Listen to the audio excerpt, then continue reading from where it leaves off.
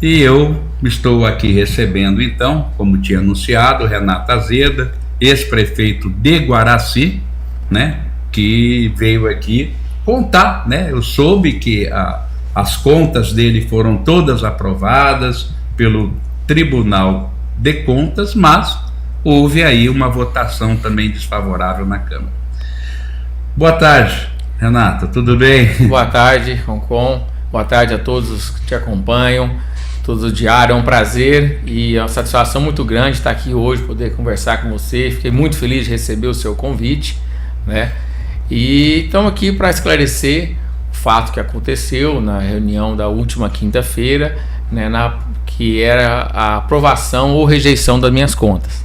Antes de situar, você foi prefeito em quais gestões? Eu fui prefeito no período de 2009 a 2016. Foram 2 mandatos consecutivos. E essas contas, o que o tribunal julgou? Inclusive eu tive aí, vou até pegar meu celular aqui, eu tive as 8 contas aprovadas pelo tribunal, né, sendo aprovadas com no máximo algumas recomendações. Inclusive essa última agora só tinha recomendações, nem ressalvas. Não haviam ressalvas. Nem ressalvas. Não havia ressalvas. Não, só recomendações pelo tribunal. Normalmente essa recomendação, quem tem que melhorar ou fazer é o prefeito agora que está lá no próximo mandato. Porque essa conta minha é a última. As outras 7 contas minhas haviam sido aprovadas pelo tribunal e inclusive pela Câmara Municipal. Inclusive a conta do ano de 2015, a 7ª conta, foi aprovada por essa mesma Câmara agora que optou por rejeitá-la nessa última quinta-feira. Só lembrando então, foram quantas contas então no total? Foram 8 contas, 8 anos. As 7 anteriores foram aprovadas? Todas aprovadas. Porque às vezes a pessoa não sabe, o tribunal ele é um órgão técnico, né, que ele vai todo ano na prefeitura, ele fiscaliza, ele analisa, ele recolhe toda a documentação que ele acha necessária e durante praticamente um ano ela fica analisando, aonde juízes, desembargadores, todo o pessoal técnico, né, a promotoria do Tribunal de Conta analisa também, e eu tive por todos esses profissionais, todos esses órgãos ali foram aprovadas, né? Então todo ano ela faz um verdadeiro pente fino, né, com pessoas, como eu disse, totalmente técnicas, né, com capacidade técnica, mesmo jurídica, para um total conhecimento. E aí ela emite o seu parecer, que é encaminhado para a Câmara. A Câmara Municipal ela é a última que vota. E ela emite parecer favorável ou, né, desfavorável, no caso para aprovação ou reprovação. E eu tive as 8 contas aprovadas pelo Tribunal de Contas. Tá certo. E essa última conta, qual o tipo de recomendação tinha, Renato? Sim, ela inclusive, né, que foi vou até ler pelo celular que eu trouxe.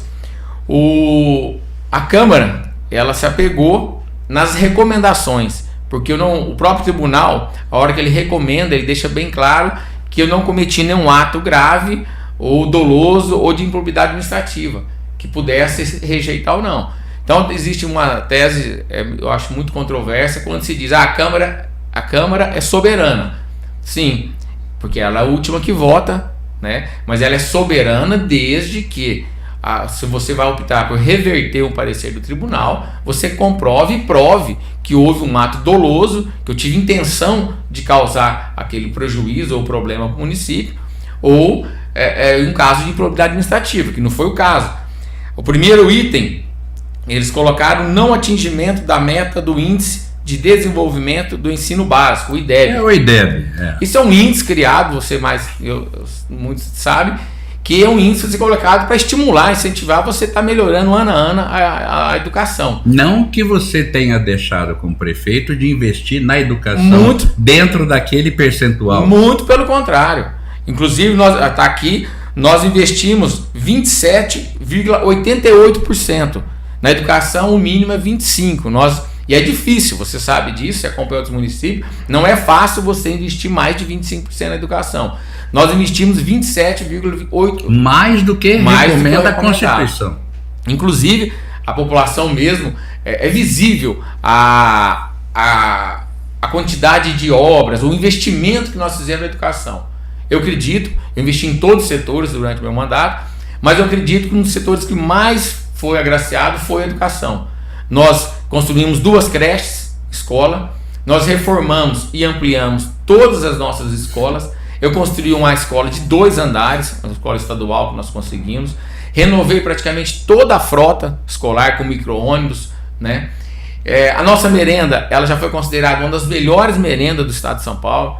Jamais deixei acontecer, que nem aconteceu recentemente, as crianças receberem pão com manteiga ou pão puro aí durante essa administração. Jamais, muito pelo contrário, nossa merenda sempre foi exemplo no estado de São Paulo.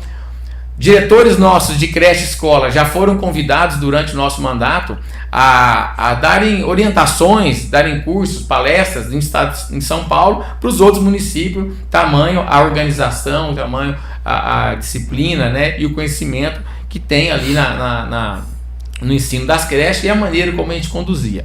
Então, quer dizer, foi um setor em que a gente mais investiu.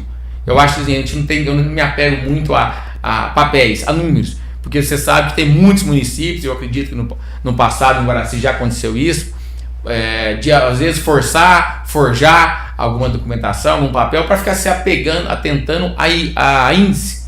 Eu me preocupo com que o professor receba as condições de trabalho, como ele tinha, uma quantidade de material enorme, sobrando material mesmo, ele trabalhar tranquilamente. Os alunos tinham também, o uniforme recebiam todos os anos.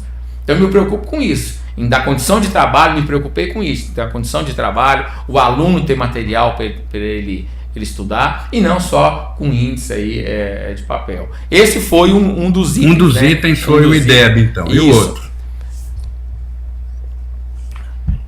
O outro foi que a remuneração do magistério, eu estava abaixo do piso nacional. Isso aí foi eu achei um absurdo, porque o próprio tribunal, ele mesmo reconheceu, após as nossas justificações, quando ele apontou, ele reconheceu que estava errado, nós estávamos certos, porque o piso nacional, ele é 40 horas semanal. Os nossos professores recebem por 30 horas semanais. Você pega o que recebe hoje, divide por 30 e multiplica por 40, nós provamos que deu mais que o piso nacional, que a gente paga mais que o piso. Pelas 30 horas, se não 40 horas. Pelas 40 horas. Então ficou bem claro isso pro tribunal, né? E para a Câmara também eu acredito que ficou, é uma questão matemática. E aliás, outro detalhe, durante os 8 anos meu de mandato, eu dei os 8 anos de aumento. Tivemos vários momentos de crise no país, você fala, teve vários momentos difíceis, mas nós demos os 8 anos. Essa atual administração até agora não deu um aumento. Então, como que um vereador vai rejeitar minhas contas baseado em piso nacional, sendo que ele nem está cobrando da administração o aumento, o reajuste anual? Olha aí. Então eu acho muito engraçado você julgar, condenar porque não atingiu, sendo que não fizeram conta. E eles não fizeram. Não fizeram um reajuste ainda. Não fizeram, até hoje não deram um reajuste. Olha aí, professor. No terceiro ano. Então os funcionários sofrendo, professor sofrendo. Então é um disparate muito grande, né? Você julga, condena e sendo que na prática não cobra nem a atual administração pela falta do reajuste anual. E o outro ponto? IDEB, reajuste, agora o outro. Aí, realização de empenho no último mês do mandato em montante superior a 1/10 da despesa prevista, violando o artigo. Bom, isso na verdade, isso quer dizer que eu empenhei mais do que eu tinha em saldo. Quer dizer, você tem que empenhar, mas desde que você tenha saldo para isso. E nós provamos, tribunal, provamos que nós... E você tinha saldo para fazer saldo para empenhar fazer todos aqueles empenhos, né? E, inclusive deixamos dinheiro em caixa. Então isso foi tudo comprovado, né? Tá aqui, consta que na prefeitura nós cumprimos o dispositivo, que é o artigo 42 da lei fiscal, eis que possuía cobertura monetária para despesa empenhada e liquidada nos 2 últimos quadrimestres. Resta pagar, né? Que é uma liquidez de R$ 911.040,01. Então, quer dizer, nós comprovamos que que nós empenhamos, mas tínhamos o saldo. Lembrando que não são ressalvas, são recomendações que ficaram para o atual prefeito cumprir, porque ele vai ser cobrado por isso também, oportunamente. Inclusive, você vê, essa recomendação mesmo aqui agora, foi uma recomendação que apareceu do tribunal, nós explicamos, justificamos, quer dizer, não tem nem uma recomendação aqui para o outro, porque nós liquidamos isso, nós fizemos isso. E a quarta e última que apontaram foi que nós burlamos a lei de acesso à informação, ao controle interno e a lei de transparência, né? Que nós não fomos muito transparentes com o nosso mandato na questão de divulgação e eu acho assim, isso aí eu achei um absurdo, porque nós temos uma senhora lá de uma honestidade, de uma seriedade, que ela que faz o controle interno desde a época da administração do Jorge Levi, passou os 8 anos comigo, está nesse mandato agora no mesmo cargo, então é uma pessoa de uma idoneidade, uma seriedade assim, indiscutível, ela que fazia o controle interno. E então cumpriu perfeitamente, com toda a seriedade, com toda a honestidade possível. E a questão de transparência no portal, simplesmente o tribunal recomendou para que o próximo prefeito melhorasse essa questão virtual, somente isso, mais nada. Eu acho assim, você rejeitar a conta da maneira como foi, você está rejeitando o trabalho de funcionários aí que trabalharam 8 anos comigo, principalmente nessa última conta do último ano, honestamente. Você está rejeitando ali, você está jogando fora ali o trabalho dos caras, você está colocando em descrédito o funcionário também, porque eu não fiz um trabalho sozinho, foi todo de uma equipe, uma equipe, inclusive funcionários que estão lá hoje trabalhando com essa mesma administração, né? E colocaram aí em descrédito esses próprios funcionários. Então você vê que são 4 itens ali que aonde eu cometi crime ali, aonde houve um ato não houve dolo, não houve crime, não houve improbidade, nada. E nós mostramos que ali, principalmente na hora que fala da educação, o quanto nós investimos na educação, quer dizer, nós mostramos tudo. Então ficou bem claro, bem caracterizado uma manobra política articulada, tanto vindo da administração hoje do atual prefeito, com o seu assessor, junto com alguns vereadores que têm interesse. Lembrando que esses 4 pontos, principalmente o IDEB, viu, senhor prefeito? O senhor vai ter que cumprir agora, nós vamos acompanhar. Esses 4 pontos foram passados para a atual gestão fazer, né? Inclusive a questão do portal da transparência. Do portal da transparência, hein? E dar o aumento para os funcionários, né? Até agora, vamos cobrar o aumento. Está cobrando aí a questão do piso e o aumento até agora não foi dado. Porque me comentaram aqui, deixa eu ver. Pode ir. Me comentaram que o Carlos Roberto Júnior deu aumento sim para 2 pessoas, né? Aconteceu um fato, isso é verdade. Aconteceu um fato estranho aí, mas isso aí não vou entrar em detalhes. Não, tudo bem. Darcy Alves, inclusive o atual prefeito, como que é aqui? Caio Espanhol, o único prefeito que faz prestação de conta bairro por bairro. Eliana Figueiredo, Aline Origuela. Ele falou, o Caio, que não está funcionando mesmo o portal da transparência. Olha aí, ó. Cobrando uma coisa que não está. Cleiton Luiz Taveira, Denise Maria Vilarinho, boa tarde. Tassiana Tassi, Olímpia Veículos, Carol Alves falou, Cleiton falou tudo. Geisa Deboni Marques, sem contar o Espaço Amigo, que era um exemplo de projeto social.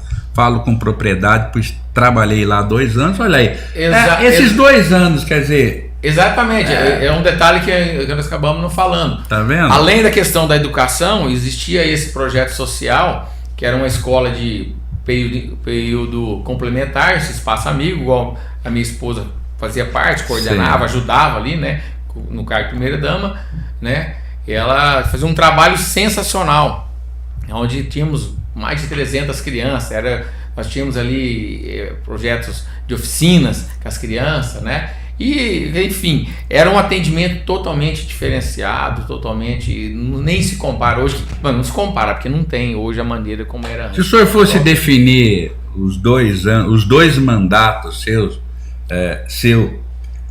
quais as principais obras que o senhor deixou de boa herança para essa administração e para a cidade toda de Guaraci? Eu acho que eu vou citar algumas aí, mas a primeira que eu acho é que nós deixamos uma cidade organizada, uma prefeitura organizada, com a administração funcionando, tudo funcionando, aonde principalmente nós conseguimos melhorar a qualidade de vida da população. A população tinha acesso a remédios, ela ia no posto de saúde dela, tinha medicamento lá, e medicamentos assim, não é básicos não, eram antibióticos de alto custo. O que precisasse. Muito. Nós tínhamos uma farmácia ali muito bem montada, tanto é que esse estoque da nossa farmácia acho que durou mais de um ano para outra administração. E até hoje acho que não compraram, porque eu vejo o pessoal reclamar bastante. Pois é. Então o pessoal tinha acesso a exames, cirurgias, médicos. Então não tinha aquela administração, aquele negócio de cabresto, né? Tem que procurar o prefeito, procurar alguém. Não. O pessoal tinha acesso. Então isso aí eu acho que foi muito importante. A população saber dos seus direitos, os seus deveres também. A população entendeu muito, participou muito na nossa administração. E fora isso, em termos de obra, nós fizemos aquela reurbanização da Lagoa, né? Conseguimos implantar, construindo 2 UBS de saúde. Então Guaraci hoje tem 3 UBS. É uma cidade pequena, se você dividir ela praticamente 3 quadrantes ali, está bem atendido. Acho que nem comporta mais a UBS em Guaraci. Então deixamos todos os bairros nós fizemos obras significantes, seja com UBS, seja com creche. Inclusive eu deixei uma creche assinada em 2013. Fizeram? Devolveram a creche? Não tinha dinheiro suficiente, 30 mil reais para contrapartida. Olha uma aí. Obra de 2 milhões e pouco, onde atenderia aí uma demanda de praticamente quase 200 crianças, e é uma demanda que nós temos hoje em Guaraci de quase 200 crianças, e devolveram essa creche, né, dizendo que não tinha esses 30 mil reais. Então, quer dizer, além da gente sair, a gente deixou ainda várias... Reformou a Santa Casa, como está lembrando a Cidinha Reis. Reformamos, ampliamos a Santa Casa. Então, praticamente, a gente deixou uma cidade que eu queria estar entrando e pegar do jeito que eu deixei. Qualquer prefeito acho que queria ter. Organizada, estruturada, funcionando de verdade. Esse que é o mais importante, né? Não é aquele sistema de enrolar. Tanto é que eu percebi que no segundo mandato nosso, os nossos funcionários, eles mudaram muito a maneira de trabalhar, melhoraram muito, começaram a ver a prefeitura como uma empresa. Isso foi um grande avanço. Né? Gestão e não política, fazer politicagem, né? Você falou tudo, Concon. E olha aí, a Débora Galamba, Renato foi o único que trabalhou em Guaraci, Rafael Tavares, Lucilene Cardoso, até hoje os meus filhos não receberam uniformes. Quer dizer, na sua gestão, estavam em dia os uniformes? Tinha, todas as crianças tinham uniformes, criança que não tinha condição de comprar material, era distribuído o material, não faltava. Aí, ó, o Cleiton, está faltando remédio hoje aqui. A Érica Souza, escola municipal faltando professor, criança chegando em casa mais cedo e uma fila de professores para substituir. Isso ninguém vê. Cadê o poder legislativo para fazer o trabalho dele? Cadê os vereadores? Cadê a cobrança dos vereadores? Ao invés de ficar pensando, né, no caso, rejeitar minhas contas por causa de eleição do ano que vem, sendo que eu nem sou candidato, nós estamos fora do período eleitoral. Eu queria saber. Você é candidato hoje, mas o povo pode querer você. Eu acho assim, Concon, você tomar a decisão de ser candidato, defende uma série de fatores, não só a questão de contas, não. Eu falo fatores pessoais, ali, família, porque eu tive uma tenho uma companheira, minha esposa Andréia, que a população sabe. Andréia, boa tarde, Andréia. O excelente trabalho que ela fez, ela deixou marcado o trabalho de primeira dama, séria, realmente atendendo, ela foi muito justa, realmente atendendo quem precisava. Esse foi o grande diferencial da nossa administração, Concon, que você sabe que infelizmente tem uma turma de malandros que às vezes fica ali grudado em prefeitura, né? Então a gente procurou desmamar isso e atender o máximo possível realmente as pessoas que tinham necessidade. No caso da Andréia, ela ia de encontro com o problema, ela buscava, ela ia atrás, porque aquele que realmente necessita, ele não vai na prefeitura. Ele não vai, é poucos que vão lá pedir ou procurar devido a alguma necessidade. Então, essa eu achei que a maior responsabilidade do município é ele buscar, ele fazer uma busca ativa de quem realmente está precisando. Então, como eu falei, depende de uma série de fatores, a família querer, né, o momento. A gente, não sei, sinceramente eu não sei. Andréia acompanhando, boa tarde, ela tô aqui. Uma boa tarde, Andréia. Pois é, mas eu deixo bem claro, não é essas contas que me impedem de ser candidato, de momento algum. Ela foi rejeitada pela Câmara, nós vamos recorrer, nós vamos reverter esse parecer, porque não houve embasamento técnico. Até porque a população sabe, né? Exatamente. Olha aí, ó, Cleiton elogiando que foi a melhor primeira dama da cidade. Beatriz Ventura, boa tarde. Uma boa tarde, doutora Aline Teixeira, que esses dias atrás inaugurou aqui em Olímpia a Bem-Estar, Centro de Especialidades. Uma boa tarde. Pois é, bom, os seus próximos passos agora, tendo em vista essa reprovação, essa rejeição pela Câmara.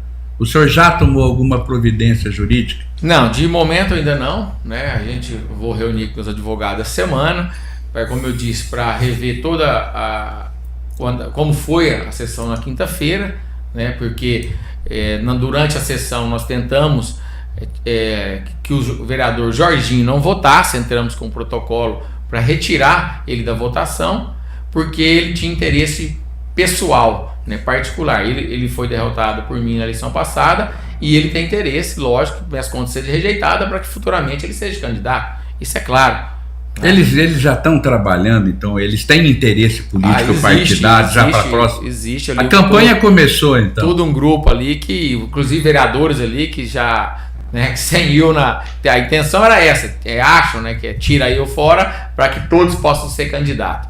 Né? Então é isso aí, nós vamos rever essa questão da sessão da Câmara, esse ato, aí a Câmara, ele votou, nós vamos rever esse ato na Justiça, se foi correto ou não, se a Justiça entender que sim, no momento certo, oportuno, se eu for candidato, né? Quando for candidato a registrar a candidatura, nós vamos recorrer e, sem sombra de dúvida, eu acredito muito na justiça, principalmente agora nós estamos passando por uma grande mudança no país, verdade, né? E essa mudança tende, acho que, a melhorar e aumentar cada vez mais, porque eu acho que eu acho errada demais a maneira, isso aí é uma coisa que eu acredito que no futuro vai acabar, né? Como que uma Câmara pode reverter o parecer de um tribunal que é técnico. Tem pessoas ali... Embora não tenha assim, um poder... Eles não julgam, né? Não. O Tribunal de Contas. Mas são técnicos que entendem. Apontam, mostram, deixam bem claros ali, né? Deixa bem claro ali o que... E no seu caso foram 4 recomendações. E não ressalvas, que é diferente. Ressalva. Exatamente. Fosse uma ressalva... Quando tem a ressalva, cabe à Câmara pegar aquela ressalva, destrinchar, olhar e fazer uma investigação mais a fundo. E não houve. Isso não houve. Simplesmente só recomendação. E eu quero agradecer ao vereador Banana, né, Marcelo Banana, que foi de uma firmeza muito grande, né, de votar a favor das minhas contas. Foi o único, não? Foi o único, de votar a favor das minhas contas. Então, e ele foi muito claro e simples, né, na fala dele, e disse que, como nós falamos agora, o tribunal ele é um órgão técnico, tem todos ali os profissionais, né, juízes, embargadores, ministros. Se eles aprovaram, quem seria ele para reprovar um ato desse do tribunal? Então, achei as palavras dele muito sábias, muito bem colocadas. Então, agradeço muito ao vereador Marcelo Banana.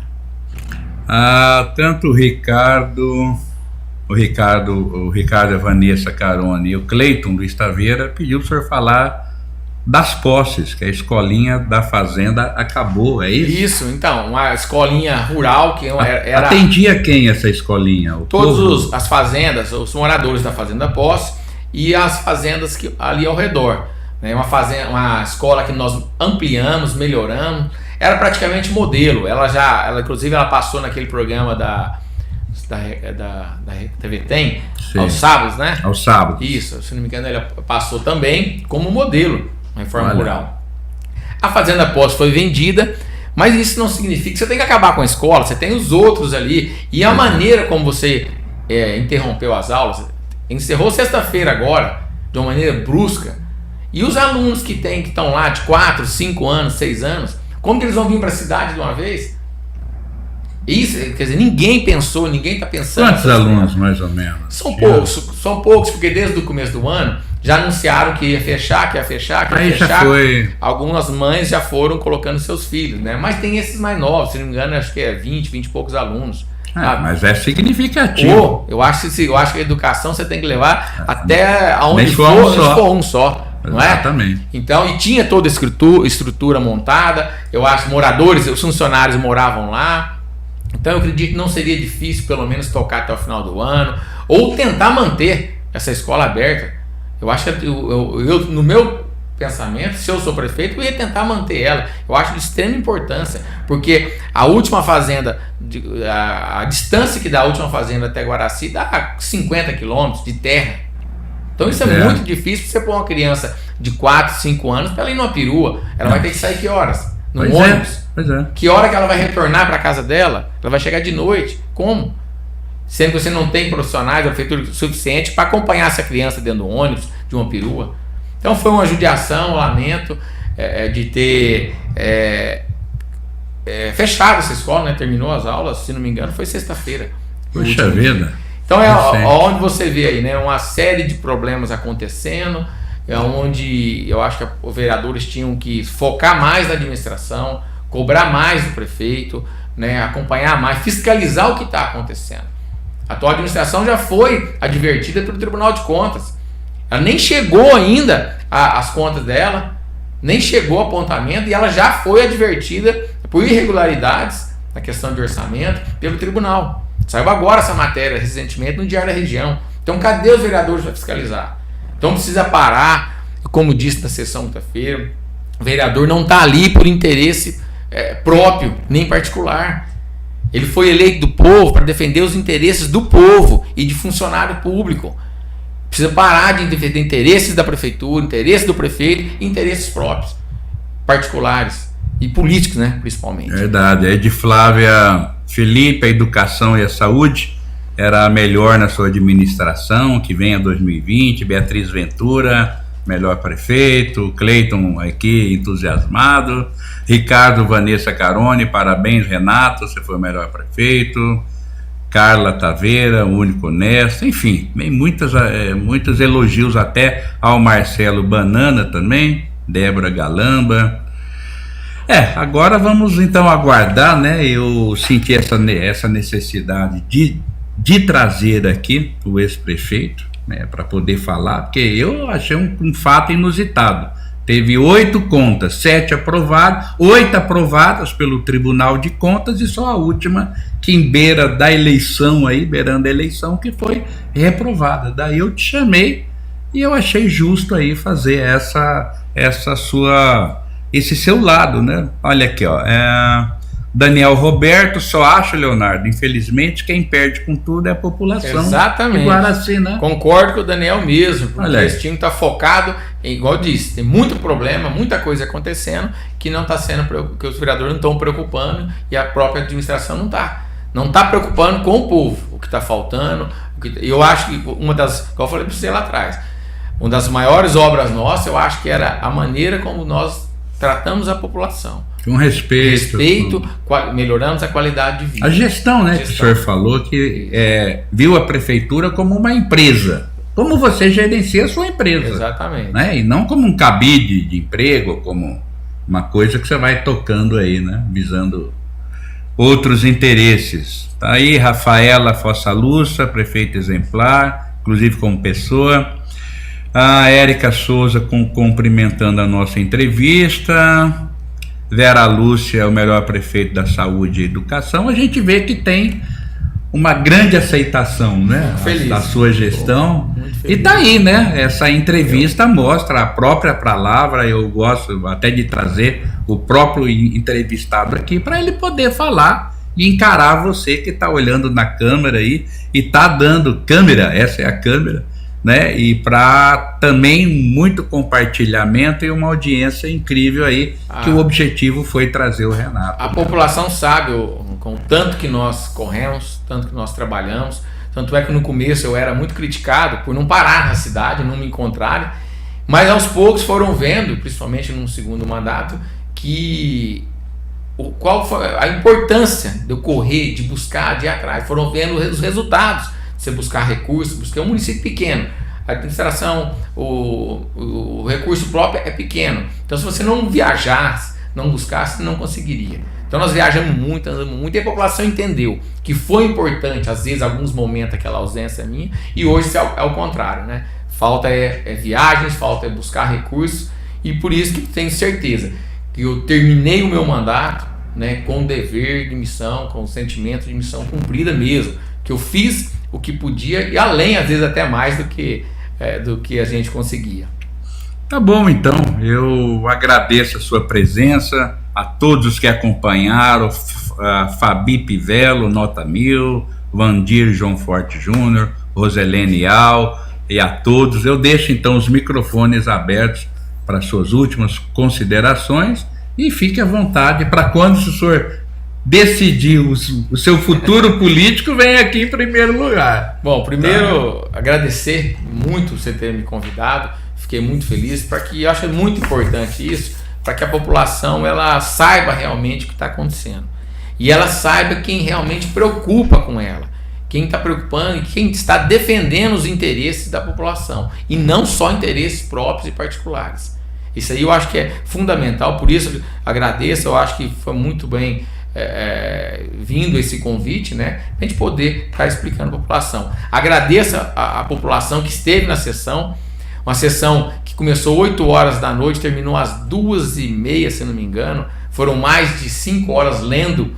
Eu não entendi muito. Não sei, eu acho foram que recomendações, então, né? Eu não sou especialista, mas se são recomendações, não são ressalvas. Agora vamos cobrar então, gente, e aos vereadores, o IDEB desse ano, o reajuste dos funcionários, o portal da transparência e os empenhos. Vamos ver como. E o que está faltando hoje, né? No dia a dia, que a população mesmo está reclamando aí, pedindo, né? Que é medicamento, que é remédio, uniforme, escola, enfim, a cidade, fazer ela voltar a andar e funcionar. Então agradeço muito o apoio da população que esteve presente, que me apoiou aí pelas redes sociais.